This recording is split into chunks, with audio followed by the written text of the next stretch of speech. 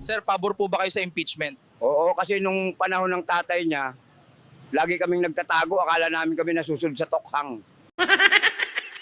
Sir Juan, mas okay po ba ang panahon ngayon kumpara noon kay Digong? Okay? Ngayon, binibigyan kami ng pagkakataong magbago. May due process na. Noon, wala. Basta na lang tinutumba.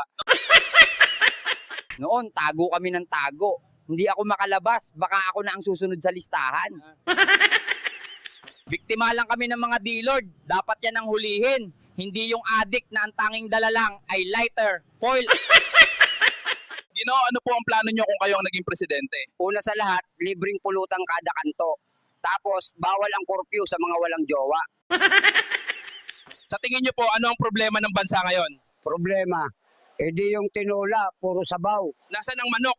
Ha? Nasaan ang manok? Sir, ano ang solusyon nyo sa korupsyon? Simple. Ipalay detector test lahat ng politiko, real. Habang nakapolygraph, may karayom sa upuan. Sir, sino po ang may kasalanan kung bakit naghihirap ang bansa? Walang iisang may sala, pero sure ako, hindi ako yon. Sir, may solusyon po ba kayo sa traffic sa EDSA? Simple lang. Gawing one-way lahat ng kalsada, papuntang palengke. Anong solusyon nyo sa pagtaas ng kriminalidad? Lahat ng magnanakaw, lagyan ng bell sa bewang para alam ng lahat kung nasaan sila. Sir, anong nagbibigay sa inyo ng lakas araw-araw?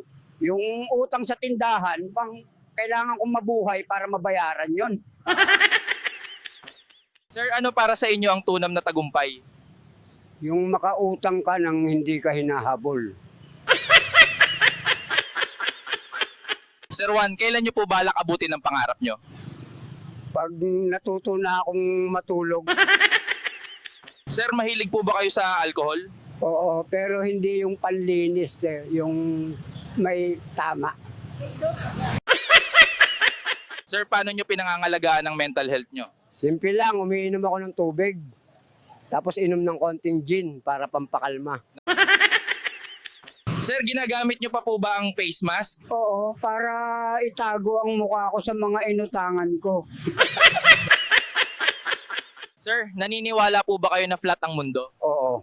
Lalo na kapag nakainom puwen, umiikot man, flat pa rin ang bagsak. Sir, anong pinaka nakakagulat na bagay na nakita nyo sa kalye? Yung ex ko, may bagong jowa. At mas pangit pa sa akin.